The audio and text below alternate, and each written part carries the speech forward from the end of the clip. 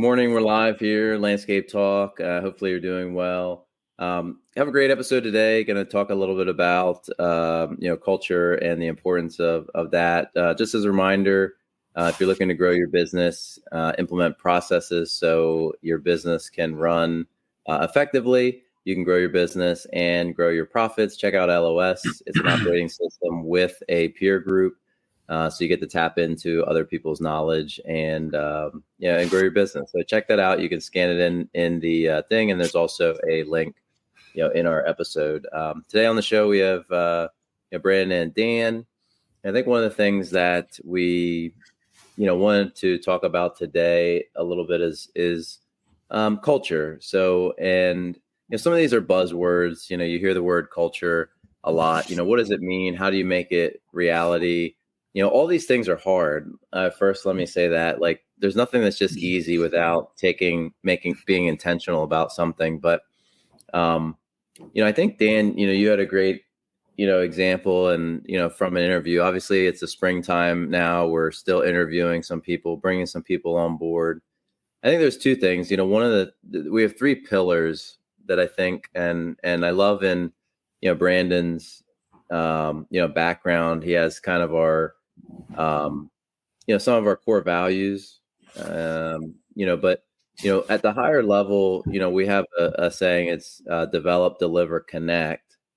I think the connecting is kind of goes with the culture and some of the things that we'll talk about today, but I think it's a two-way street. So I think, when you look at hiring somebody, what do you look for? What do they look for? And, Dan, maybe you want to explain or share a little bit about your story, with the individual, and then just kind of how it connects to a little bit how we do things. And, hopefully people can benefit from, some of the conversation. Yeah. So, a lot of times, not always, but a lot of times, if I'm interviewing someone or having someone come on board, the topic of company culture comes up and how that's something important to them. Maybe they've worked somewhere else in the past, or they're working somewhere else now. That's, maybe it's a big company, maybe it's not, but it's just the team camaraderie kind of thing. And the relationship between management and the field staff just isn't there. There isn't good recognition of guys that are doing a good job, that sort of thing. So oftentimes they'll come into the interview and that's something that they mention is a high priority for them. And so a couple of things that we try to do, one, in the springtime, we try not to bring on, a batch of team members all at once. We try to kind of phase them in a little bit. We have, our core team kind of coming out of the winter. And then as we're bringing some new people on in the spring, we kind of do it a little bit piecemeal, just so that we, have plenty of time to get them on board, get them trained, have time to focus on them and incorporating them into the team that we have already. Just make sure that it's a good fit for them. It's a good fit for us, and the team gets to know them a little bit. That's always important to have, when you work with guys that you that you actually get to know a little bit, it just makes the day so much better. So we try to do that a little bit, phase people in. I think that's a great point. That connection is, a pillar. I think, we'll talk about these different things a lot, but it's one thing, when you're a company, there's a couple things. It's one thing to identify what you need to do. And then the other thing is you have to, actually do it. So I think, we fall into the category, I think, a lot of times of we know what to do, and now we just have to hold ourselves accountable to doing it. So connection is a priority for us, and we're always working to improve that and do that. So I guess, and I love the phasing in, because I think there was times before where you bring in 20, you have 20 people, all at once or something like that. And you really, when you look at attrition, a lot of times you actually couldn't connect with the people. So then they feel lost. Or I can think of even going to, networking events or whatever, when you don't know anybody, you're actually just looking for somebody to just like talk to you, kind of, if that's not your personality. Now, some people just talk to everybody, but I can just think of going into a company, you don't know where anything's at, you don't know anybody, everybody else is making like, a joke here and talking about things and all, and you're just kind of isolated. So I think that's really, really important. I guess, for Brandon, what do you think we do well in this area? And then I think the other thing to look at is, what do you think, what are we still working to improve, in this area? Because I think it's important to look at both. People can learn from us both ways, to say, hey, this is what we're doing well, but also, hey, we want to get better all the time, and this is an area that we want to get better, and what can we do to continue that journey? Yeah. So, I mean, I think one thing that we do well is like, obviously everyone that's like involved in our leadership team, does a really great job of like trying to take people under their wing as they come in and start.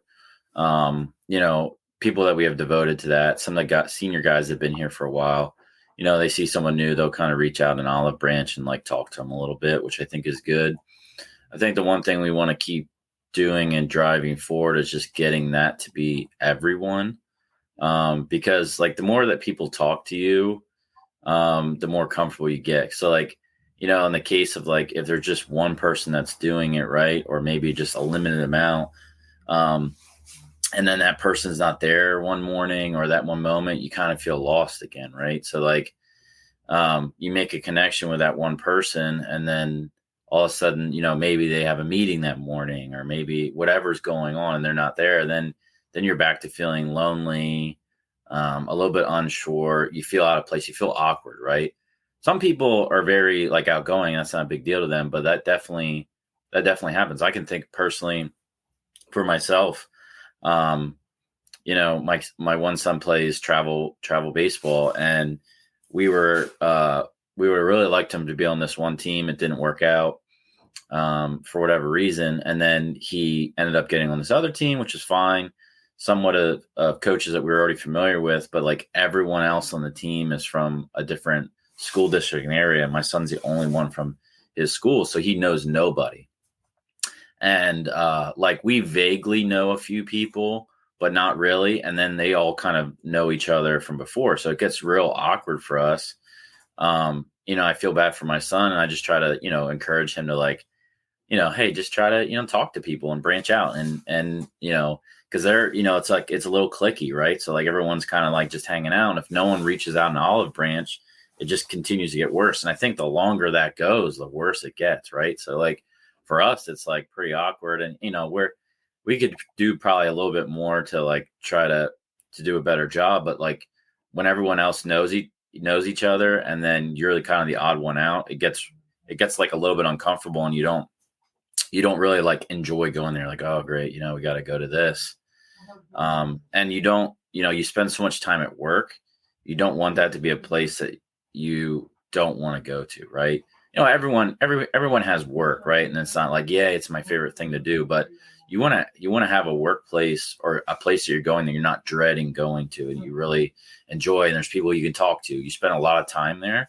So that's something you want to enjoy doing. And that for me is just, a quick analogy on how I experience it, not only, outside of work. So we try to really make sure at our workplace we connect with people. So what are one or two things that we can do better to continually improve that, but also somebody that's listening can say, I might be able to do one or two of those things as well to improve. I think there's a couple things. There's all different size companies that listen and tune in, right? So you have somebody that's like a smaller organization, and I feel like when you're just a one or two person, truck and trailer, you typically don't have those issues because you're spending all day with the people. So like, I think anytime you're over, 2 trucks, 3 trucks, and even then that might still be small enough that you can do it. But I mean, anything over like a couple trucks or 2 trucks, what are just 2 or 3 simple things, and I'll check in with both of you here, that you can do to help improve that connectability, because I get, a lot of people can relate to that when you have they don't even know that they're doing it. So you may not even know that you have this group or this clique, but from the outside, it feels like that. So what are maybe just, maybe 2 things from each of you that you can do that somebody could implement right away today, listening to this show, say, hey, do this just to make people feel a little bit more welcome. Dan, I'll go to you. Yeah, I mean, one of the things, like, especially in the spring and sometimes in the fall, but like people that are joining in the spring, sometimes it can be a little easier because there's larger crews working together on stuff, and you can kind of say, like, okay, like, who's worked with who haven't you gotten a chance to work with? Why don't we like switch things up? Like, how about we have you like ride with this guy to the job, so you have a chance to like talk and to know each other a little better, since you haven't worked together yet. You can kind of like adjust crews around a little bit in the spring while we're kind of doing bigger jobs together. Just make sure everyone has a chance to like get to know each other. That would be one thing. And then I know another thing that, again, sometimes if you're a real small operation, this might not make sense, but like having someone that's kind of like designated like company culture lead. So like we have a guy who came on not too long ago, but he's, like he said about some people are just naturally outgoing. This guy, I just feel like, we haven't asked him to do this, but anytime he's around with the group, it's like everybody's talking, because it's just something about he just checks in with everybody, talks to everybody, and that kind of brings it out in other people too. So sometimes you have that person that just kind of naturally helps with that process. So if you have that person kind of designated, it can help with that transition. So yeah, I think that's awesome. I think the idea is, assigning that person, like to be the person to help, greet people, welcome, that's a natural talent. I think that's really good. So yeah, what about you, Brandon? Yeah, I mean, one thing that we do that I think really helps, like the whole bonding thing. And again, this might not be like right away, but we always do like a team day where we get together and, spend some time together as a team, which I think is like super helpful. That kind of helps people like mesh and like, peel back the layers a little bit of the onion and kind of just see, what everyone's about and, have a good time and just try to connect a little bit more. I think the other thing is just like, having a culture where people are like, understand that it's friendly and just say like, hey, this is like, we do have people that come in and start, just reach out, make sure you're like, connecting with them. We do the flex and stretch in the morning, which is like a group activity, and people kind of like talk and joke. So like, people can kind of get feel for the mood. They feel connected, I think, with that, because there's no like, oh, this crew's here or that crew's there. It's just like everyone kind of lines up at their cones. There's no order to where you need to be. And it just kind of creates this like atmosphere, I think, where like people get to be like involved in the group. And they don't have to feel like isolated. And I think also one thing that obviously helps is, just trying to make sure that when people come in, we really like walk them through the process. We do the training with them. We spend time. We don't just say, hey, how are you doing, Bob? Shake their hand and say, here's a shirt. See you later. I think like, by spending some time with them, giving them a little bit of TLC, doing the training, and then like doing the handoff of them to, whatever team they may be with, and just making sure that, they have understanding. And then, the crew that they're joining, that foreman kind of like is like a mentor a little bit and helps them kind of get on their feet with the crew. And I think a lot of those things go a long way. And then like Dan said, if you have a guy that's naturally good at that, obviously we try to, get people into positions where they're successful and they have natural talent. So, he does a really good job of that organically. I think the other thing that I, think of is, when one of the things in our flex and stretch, we actually designed it. Now, this is one thing that we're not doing great now, but like the way that it was designed at the flex and stretch was actually to play music. And I think music's something that brings people together. So I don't know if there's a way that we can incorporate that back into it, but whether we like get people like playlists or things that they like, so we can just play it and it's already scripted. Cause like one of the things that's funny, like, I mean, there's like I'll listen to some Dua Lipa, right? Like that's that's my jam, right? I'll get into, I like a bunch of different things, but Dua Lipa can do, if that's even how you say it, I can get down with that, right? So the idea is like if I play my song, right, people like laugh, or somebody might be into Taylor Swift. You're like, this guy is in the, this girl, whoever. You're like, I didn't think that. So then it just creates this camaraderie. Like, you're a Taylor Swift fan. You went to the concert last week. What? You got front row. So like that's kind of the idea. Or you have somebody that's like DMX. That's my jam. So you just kind of start to get to connect with people. And then all of a sudden you're like, oh, I remember that was back. And any way you can create, connections at that time and just make it fun. I think that'd be something to try to get, back into the mix, because music does bring people together.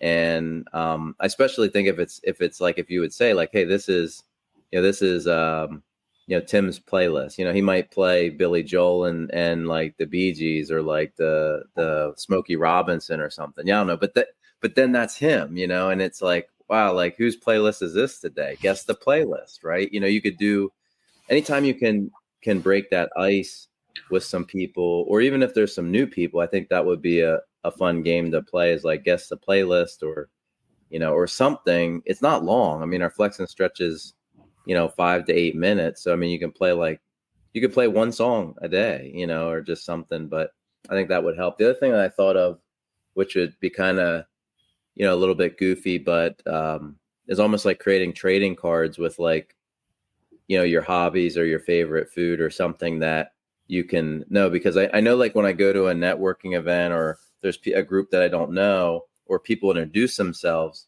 somebody's like, oh, I like dirt bikes. And then next thing you know, that person goes over to the person and says, hey, what type of dirt bikes do you have? I ride dirt bikes. Then all of a sudden that bond. So I think as a company, in my opinion, it's trying to foster some of the things that stimulate conversations, like music, getting people's information out there so that people can relate to somebody. It's like, oh, and I'm not making this political, but like, oh, you like Biden? Me too. Oh, you like Trump? Oh, me too. Right. So anything that you can associate with people, with anything. And I think the political thing is just a funny thing, but like, I'm a Chevy guy. I'm a Ford guy. Anything, if you had that on the trading card, I collect cards. I'm in a band. Oh, you're in a band? Like I'm a drummer. I'm a DJ on the weekend. Right. To me, that builds culture because it actually it brings people together. So I think those are some great ideas and some great things. And I think, if you are, a business, just think about these things. So I'll go to Brandon first, but what would be maybe your takeaway from today, or something that you would recommend somebody doing in their small business? And then we'll switch to the you can't make it up quick. Yeah, I mean, I think any way that you can like make people feel comfortable, right? So like that's super important. Whether it's going to depend on your size of your company, but like if you're bigger, you can maybe appoint someone. If you're smaller, it's just getting that that core is like, sometimes if you're a smaller company, that core is so tight, they make it a little hard for new people to come in, right? So like you got to make sure that everyone understands, like, part of our philosophy here is allowing new people to come in, and not stonewalling them. Just promoting a culture where people like, you want to have as much fun as you can at work, because you want to have a good time. You spend a lot of time there. So it needs to be a good environment. Obviously you need to be productive and have fun, but we've heard a lot of things over the years where like the environment wasn't good, management wasn't good, a lot of like yelling and screaming and stuff. So like we've really pushed to have an amazing environment, where none of those things happen and people feel welcomed. Like that's always our goal, which in the industry of like construction type of thing, is not always the case. So, that's one big thing for us. And I think that's huge, just making people feel welcome, because if you don't feel welcomed, you're not going to want to keep coming back. Right. Yeah. Awesome. What about you, Dan? Yeah, I mean, we'll just real quick touch on that. I've just in general, just in life, I've always considered that to be one of the best qualities that a person can have, is just like having a welcoming personality, just the kind of person that like reaches out to people, just has that kind of energy that like makes you feel very approachable kind of thing. Like just in life, I've always considered that to be like a top tier attribute that someone can have. And it's the same with a company, of course. So yeah, I mean, making sure you take the time, like factor in time to, have a little bit of fun here and there. Obviously we got to get our work done, but we always try to like, we'll have like our team days where guys, go out to get wings or something after work, or, something quick in the morning, like play some kind of like quick game, have some kind of tournament going on. So just those kind of things really help, make the experience overall just more fun for everybody. So I think people mention like ping pong tables. I mean, those are things like you can get. We mentioned that pretty recently, but like, ping pong table online is like $100. I mean, that would give a lot of trash talking and a lot of fun. So I mean, just think of things outside the box, simple.